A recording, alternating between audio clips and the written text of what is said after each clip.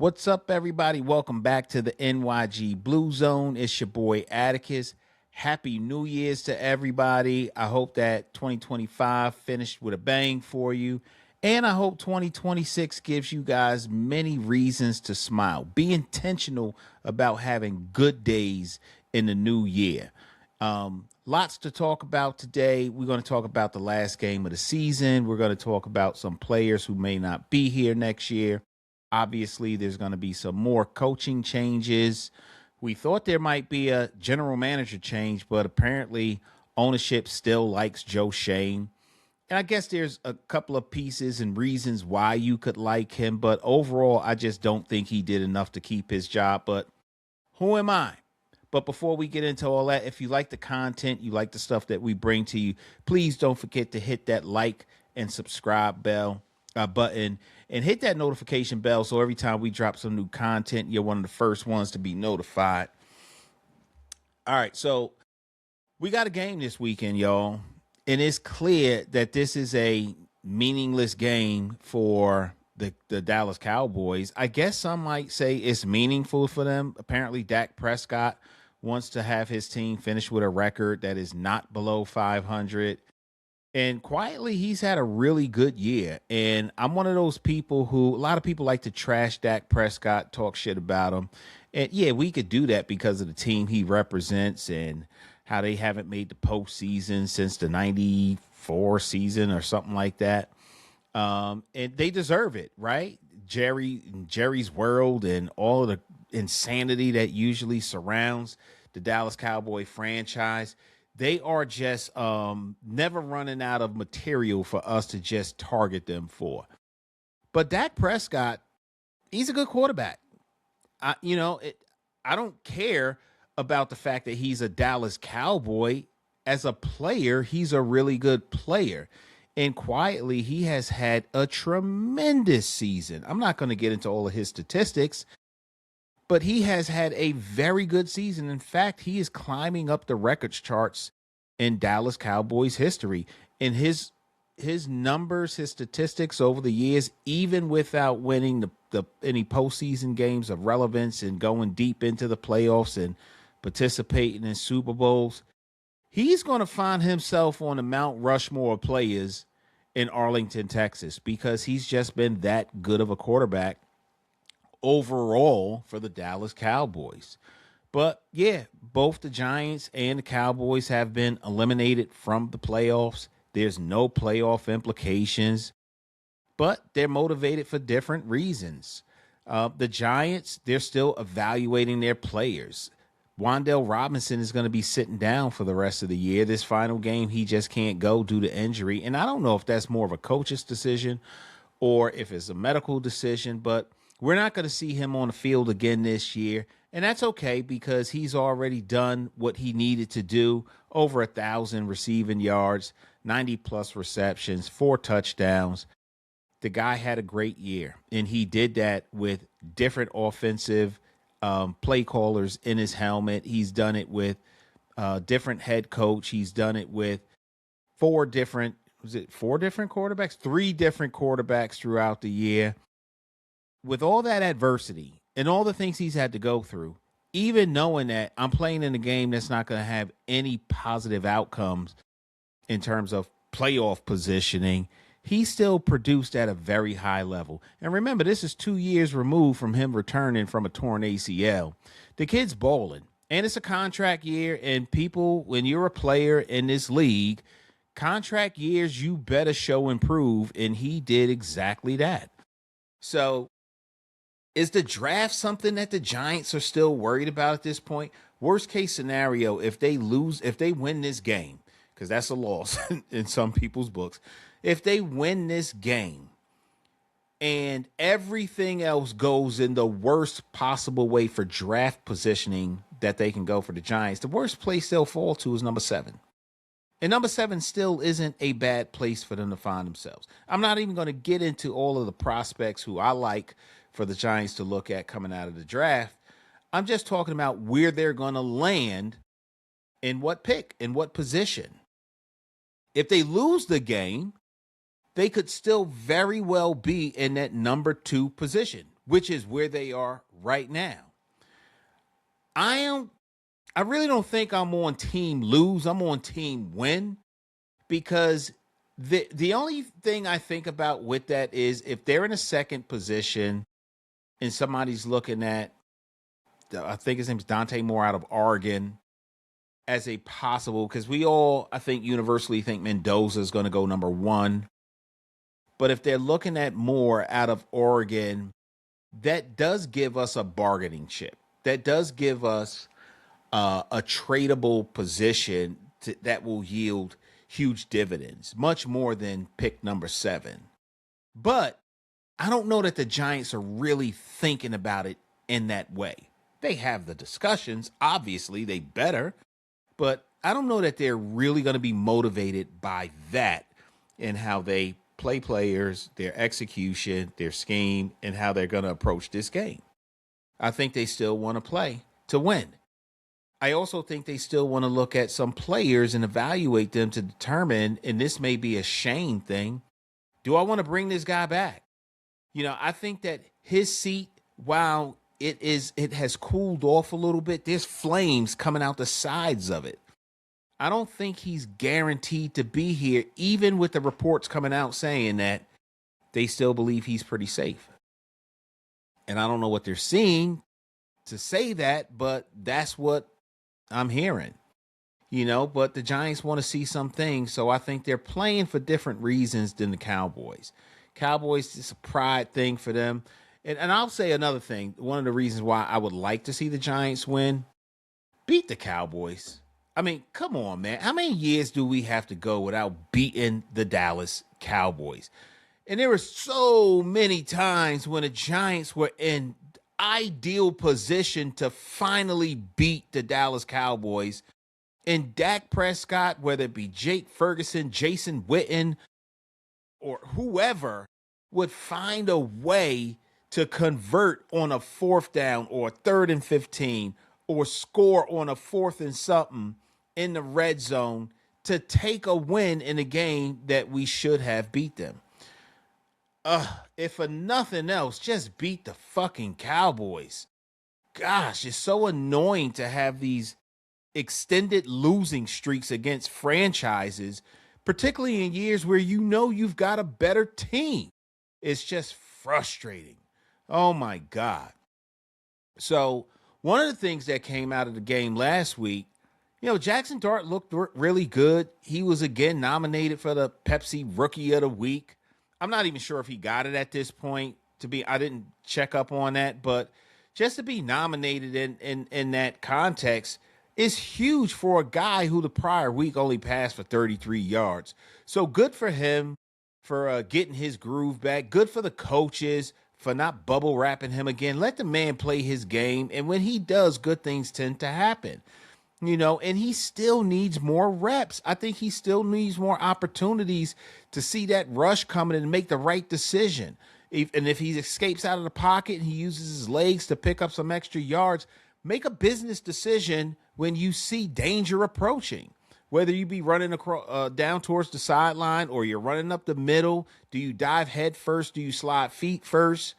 Do you just tuck and fall the way Eli Manning used to do it?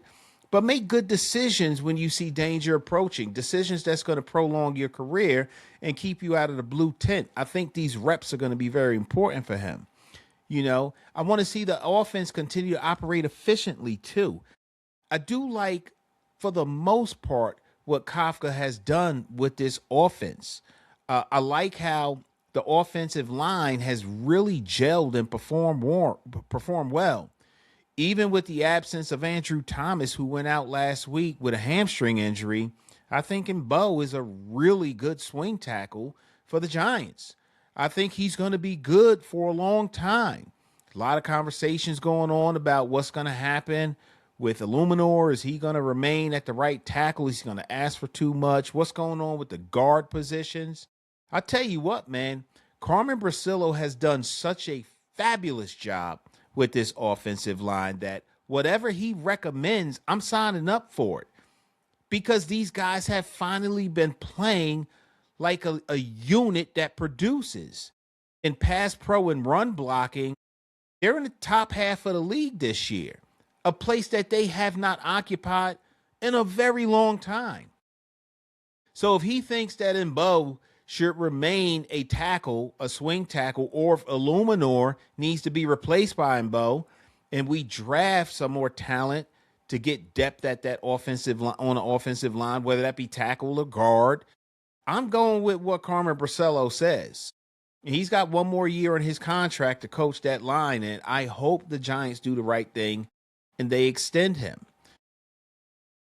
I also want to say, and I kind of got off track talking about the offensive line, but that's important because Jackson Dart needs a good offensive line. Whoever the quarterback is needs a good offensive line if they're going to have any kind of success back there. So I think they've been doing well. I also, speaking of the offensive line, I want to say one more thing. These guys have done a really good job of creating lanes for the running backs to run through. Tyrone Tracy has regained his form, and he looked like he lost it a little bit when Scatterbo took over the starting running back position while Tracy was out on injury. But when he came back, you could see Tyrone Tracy Jr. really wasn't sure about whether he was going to be a power back, whether he was going to be nifty and shifty, what he was going to do and who he's going to be. And it took a couple of games for him to get back into who he was and to play within his game. But once he got back within his game, he started to play well again. And part of him being able to do that is that offensive line creating the holes and lanes for him to run through. Even if it's for a split second, he's been able to find it and hit it and go. And I like that. And quietly, Devin Singletary has played well also from that position. So I don't know what they're going to do in terms of the draft and if they're going to pick up another running back in one of the later rounds, and they probably will, but I would have really liked to see Turbo Miller back there. I really like the running backs that we have right now. I really don't think we need to do much by way of bringing in new running backs if I'm keeping it in 100, because these guys that we have make up a really talented running back room. And as long as these guys play with confidence, as long as we keep a solid offensive line, I think they will continue to develop and help to make the play action a really big threat for Jackson Dart. So, and with Carmen Brasillo doing his thing with that offensive line, we got a lot of reasons to believe it. Not some hope type stuff, but we see the improvement, and it will only get better if we keep some consistency there. Dak Prescott, he's staring at having a losing season for one of the fewest times in his career. These guys have, their defense is so bad. And Dak Prescott has put on some Herculean efforts to win games this year. He's been in some dog fights, and the only reason they were in the game is because of the play of Pickens and CeeDee Lamb and Dak Prescott getting the ball to them, because their defense has done them no favors. And that's partly as a result of Jerry Jones not signing Micah Parsons and whatever happened with that disaster. And now lately they just let go of, what's the kid's name? Trey Diggs. Is that his name? Trey Diggs? Diggs. He went over to Green Bay to join Micah. Like, what is going on in Jerry's world that they let some of their best talent, and I know Diggs has regressed a little bit from where he was, but that may be a byproduct of the dysfunction that's going on in Dallas. I don't know. But two of their most recent stars on their defense are no longer on the roster. And that says a lot about the culture in that organization. So, and the pride that Dak Prescott is playing with to try to keep that team from finishing below 500, you got to admire the guy for wanting to go out there and ball, because I guarantee you if he wanted to play limited snaps in a reduced role in this game, a meaningless game, his coach would allow him to do that.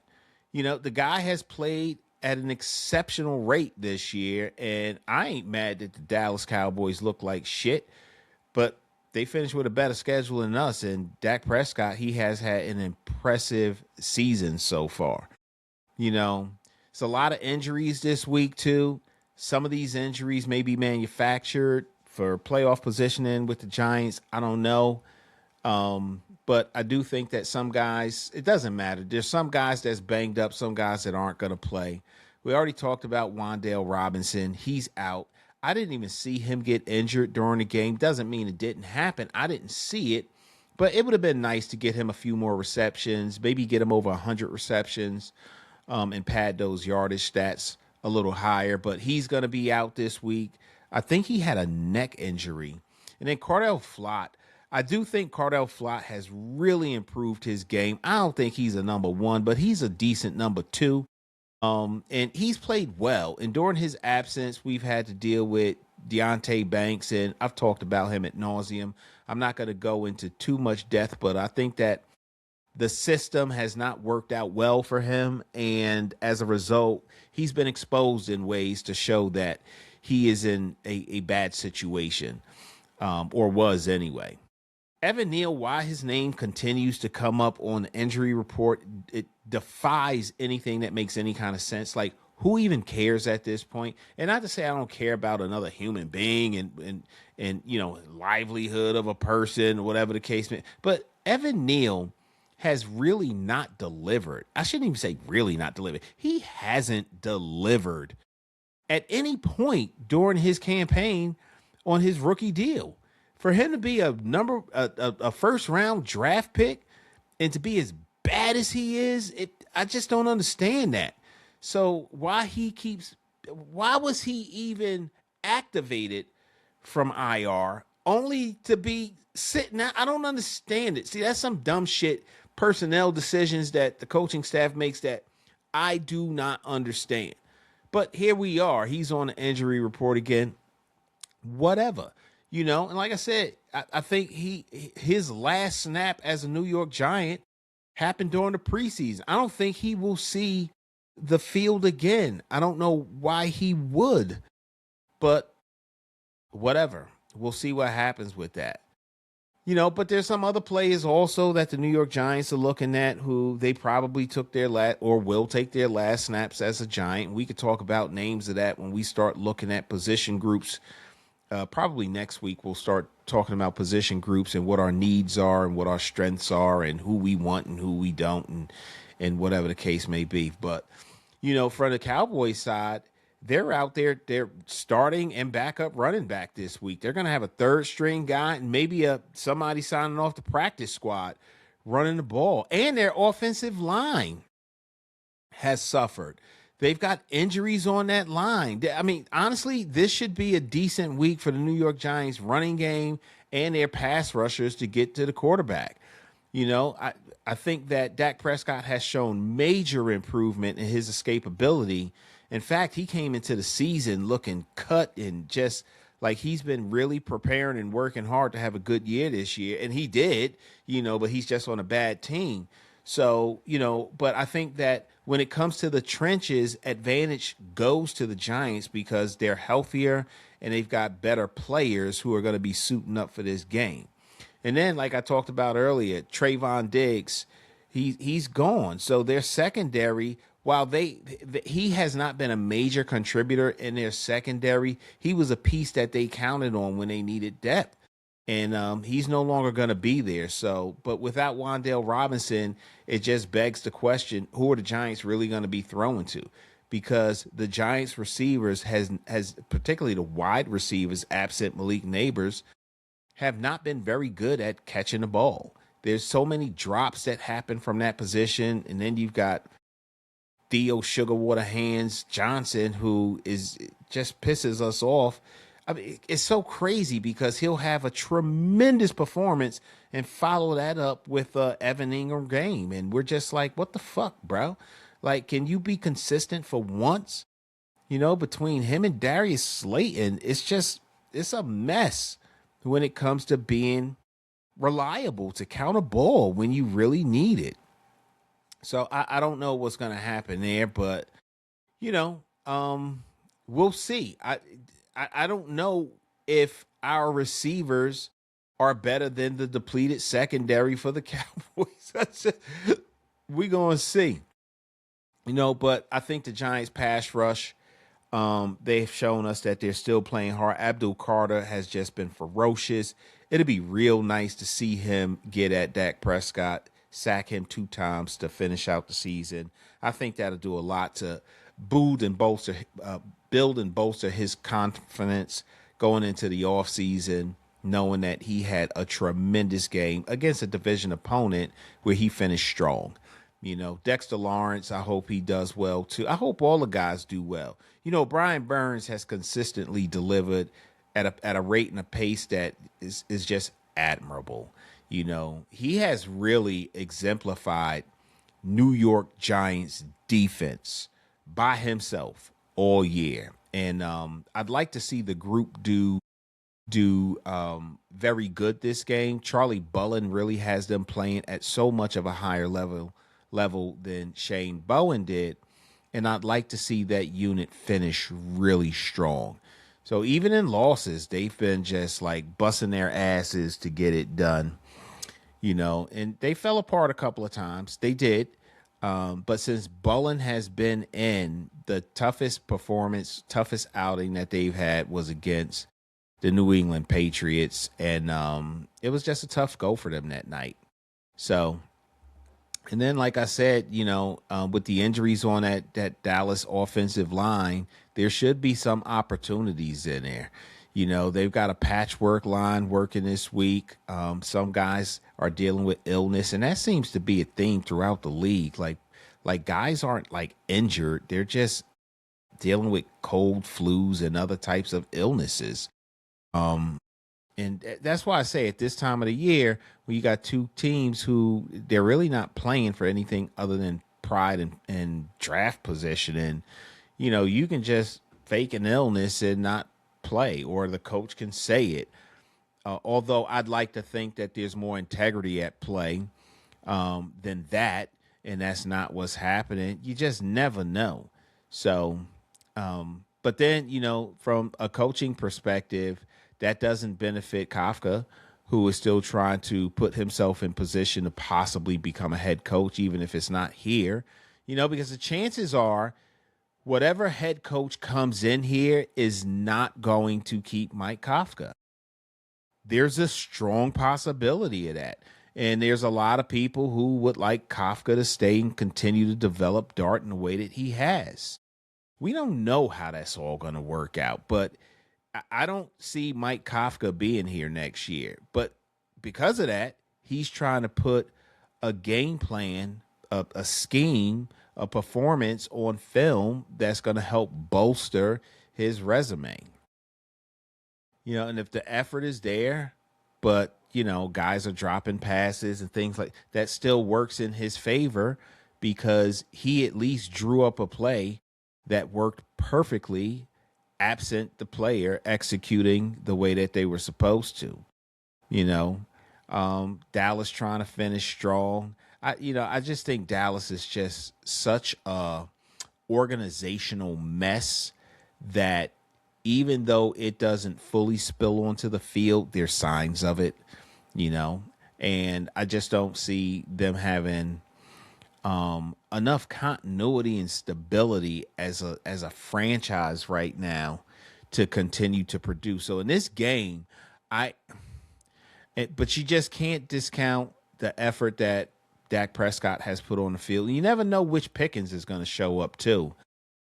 So I don't know, but there's a lot of stuff that's happening there where you just don't know what Dallas Cowboy team is going to show up. You don't know what they're going to put on the field. You don't know how they're going to look. And their defense has given Dallas Cowboys fans and coaching staff no reasons to believe they'll be able to stop Jackson Dart, even with missing receivers, guys coming in off the practice squad, hitting tight ends. Last game, he threw the ball to 7 different receivers. And he was missing 2 of his targets, Theo Johnson and Malik Neighbors, and still found a way to get the ball to 7 different guys. I think Dart's going to continue to be able to do that.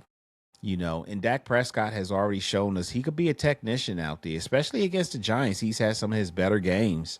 He always seems to find a guy who's open, even if it's a narrow opening. he's been able to find that guy to help beat the Giants. I think he hasn't lost a game to the Giants since his first 2 games as a professional, and he's been in the league for a while now. So, the Giants right now, they're at second position in the draft. Everybody's talking about it.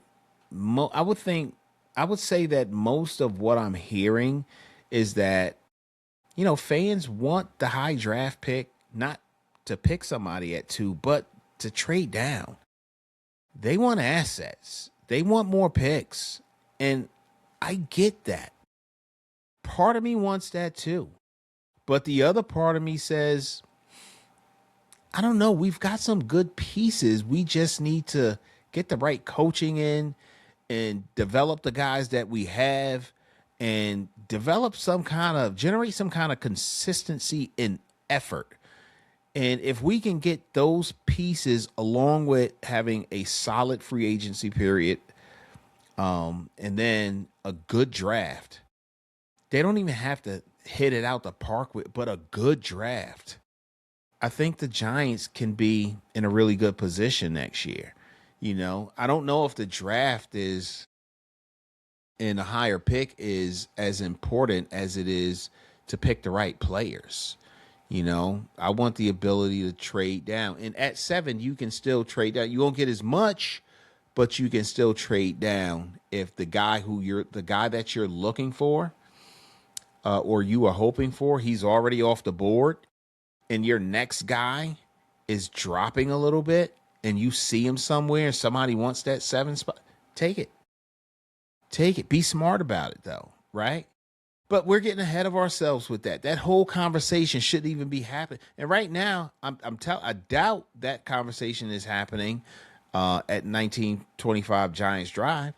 It's probably being had with Joe Shane and his scout team, strategy. But Kafka ain't thinking about that. Kafka ain't even going to be here next year. Why would he think about it? You know what I mean? There was one time in probably somewhere around week 12 where he had a strong chance of still being here next year. I think that's gone now. I just don't see it. And I'm one of those people who I wanted to see Kafka do well. I think most of us did. But I wanted him to do well. I thought he might have a chance to be our next head coach. I thought that. I'm okay with being wrong, but I did think that. But he showed me too many situations through his head coaching decisions that he's just not ready. It doesn't mean he won't be ready. He's not ready right now. I like him as an OC, though. I do.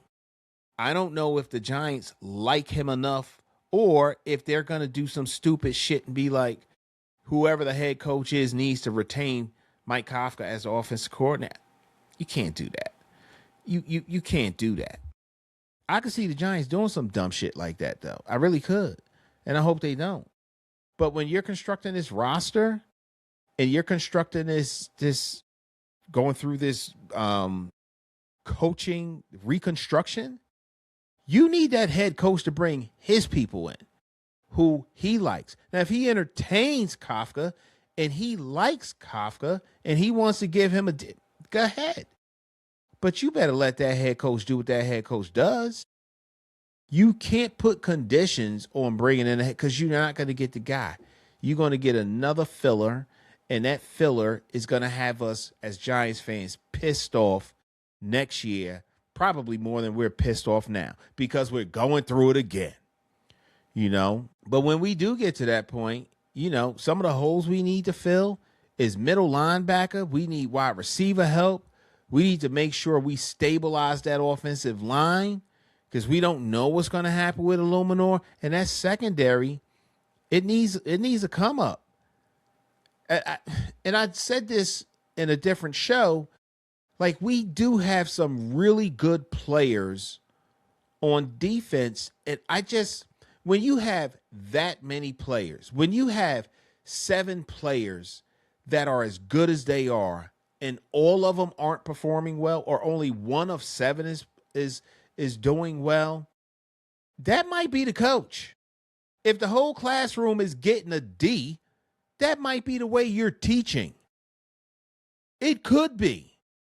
And I really think that we have more talent on our roster than our record suggests. I think that and not for nothing, I've seen these same players, not 3 years ago, not 4 years ago, but last year, have much better seasons than they're having this year. And that's not a coincidence. So I think that, middle linebacker is clearly a drop in talent when Micah McFadden or Bobby Okereke is not on the field. Wide receiver, somehow Kafka's been able to make sure that this offense is in the top 10 in many different categories. But we still need more reliable hands out there. Darius Slayton's contract needs to be restructured. They need to find a way to keep Wan'Dale. And they need to look at that kid out of Ohio. I ain't going to get too deep into it, but they got to start looking. That offensive line, there's going to be some pieces to be grabbed in later rounds this year in the draft. And we know there's a lot of talent coming out of the secondary in the draft this year. There's some places that we really need to look. I could look at Dallas and their needs too, but fuck Dallas. I don't care nothing about them. I'm a New York Giants fan. It's so funny. I was watching a press conference with Mike Tomlin, and somebody asked him, what do you think about, or how would you evaluate the progression that Shedeur Sanders has seen so far? He said, I don't care nothing about that. That's a question for the Browns. He don't play for the Steelers. He plays for the Cleveland Browns. Why would I evaluate one of their players? That's how I feel. That's how I feel. So one other thing I want to talk about is Elite Eli Manning is one of the finalists for the Pro Football Hall of Fame. This is coming off of the heels of him getting, I don't know if I'm going to call it snubbed, because while Giants fans will say that he's a first ballot Hall of Famer, he's still got a 500 record. His 500 record is not a clear indicator of how exceptional Eli Manning was during his career. He had a fabulous career. He had a career that most people would trade theirs for. You think a guy like Dan Marino, who had all the passing yards that he had and all of the different records that currently still stand in Miami and throughout the league, wouldn't trade to have Eli Manning's incredible runs through the playoffs into the Super Bowl and winning Super Bowl MVPs? He abso-fucking-lutely would. There are many other quarterbacks who finished with records above 500 who would say the same to you. And context matters, right? He didn't have a 500 record because he was a 500 quarterback. He had a 500 record because he had no offensive line for the remaining 5 years of his career. The Giants did more to injure his legacy than they did to help him as he started getting up there in years. His 10th through 15th year was rough because he had no help. And this team, these general managers did nothing to help him. And I think a lot of the judges have taken a look at that and they see that this man has done enough to earn his spot in the Hall and to get his gold jacket. And the fact is, he's going to get one. Whether it's this year or next, he's going to get one. And I'm just proud that it's probably going to happen this year. So congratulations to Eazy-E. It's my boy. I really hope to see him putting on that gold jacket and being inducted into the Hall of Fame this year. But to wrap things up, the game on Sunday, what is it going to look like? Fuck if I know. But what I want to see Jackson Dart having a clean game. I want to see the offensive line protecting him. I want to see Dart making good decisions when he finds himself in danger. I want to see him take slides instead of going head first. I want to see him dipping out of bounds instead of taking a big hit. That's what I want to see. And I want to see good ball placement because he's probably going to have another player elevated off the practice squad. And I think that Darius Slayton, I think Isaiah Hodgins are going to see a lot of activity. you're probably going to see Olszewski in there with Wan'Dale Robinson's absence. And they've got a little bit of chemistry, and we've seen that already throughout the preseason and then training camp. So I'd like to see him have a good, clean game. I also want to see the special teams play well this week. They had a couple of nightmarish games, and they've had last week was phenomenal, right? I do like Tay Banks returning kicks and returning punts. I think just like Gunnar Olszewski, I feel confident he is going to protect the ball. He won't turn the ball over. I feel the same way about Tay Banks. And Tay Banks is just pretty good on special teams. You know, a lot of talk out there about the Giants need to make sure that this is the last game he ever plays. And I've been on record just like dragging Tay Banks, and he earned it, you know, with the so many different opportunities he had to end a drive that would effectively give the Giants a chance to end the game, and he failed. I think a large part of it is he was just slightly out of position and couldn't get the job done, and teams picked on him. But I do think you can't just waste a first-round draft pick on this guy and let him. He's good on specials. And if you can get something for him, that, and I'm not talking about a 6th round, 5th round pick, but if you can get something for him, get something for him. But I like him, and I like him enough to give him one more shot with a new coach, a new DC, and a new system to see if he can get back to where he was when Wink was here. And I want to see Turbo Miller out there. Like, give him an opportunity to play. I still don't know why he hasn't been brought up off the practice squad, because that kid showed us a lot in preseason and training camp, you know. And I want a solid performance, right? I don't want to see a team out there on the field who is hard to watch. I want to see a team that is a functioning NFL football team. Even if they lose, just function well. I can take it. But I do think the Giants have a really good chance of winning this game. So that's what I want to see. With any luck, we'll end in a tie. You know, and things will go well for us in positioning for the draft. We'll be able to get some more film and some more reps for Mbo and for Dart. Let's Theo Johnson, catch the fucking ball, man. Is you're going to play this Sunday. I want to see you put hands on the ball. I don't want to see body catches. I want you to put your hands out, and I want you to catch the ball and bring it in. Catch and bring it in quickly. Please do that. Darius Slayton, catch and bring it in. You're going to get hit. You get paid a lot of money because the risk is when you catch the ball, you're going to get hit. Catch the ball. Tuck it. Get hit. But if you can get more yards, then get hit.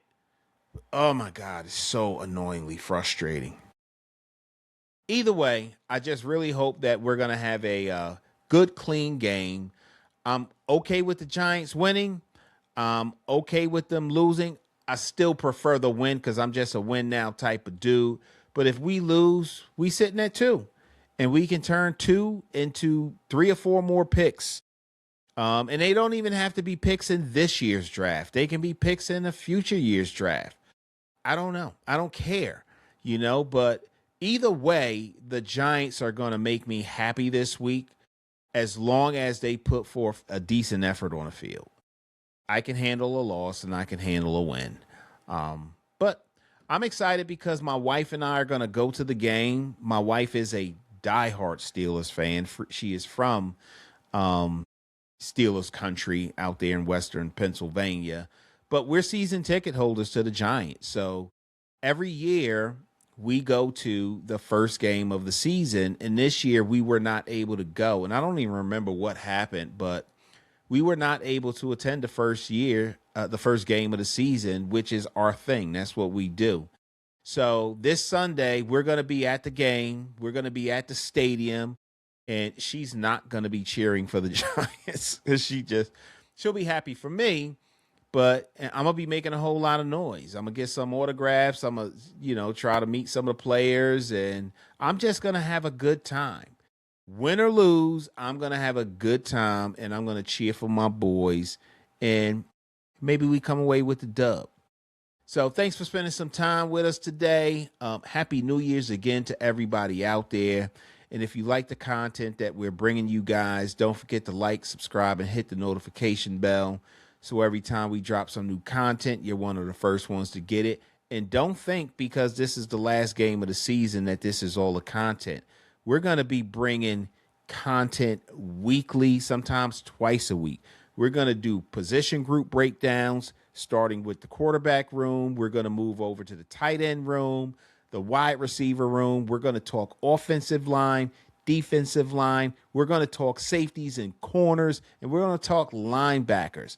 We're going to take a look at our coaching staff. We're going to look at the assistants. We're going to try to get some interviews with different writers and journalists who cover the Giants. We're also going to talk about some of the personnel decisions that we hope to see with players in free agency. We're going to talk draft. We're going to talk a lot. There's so much more to discuss with this team that we all love and want to see do well.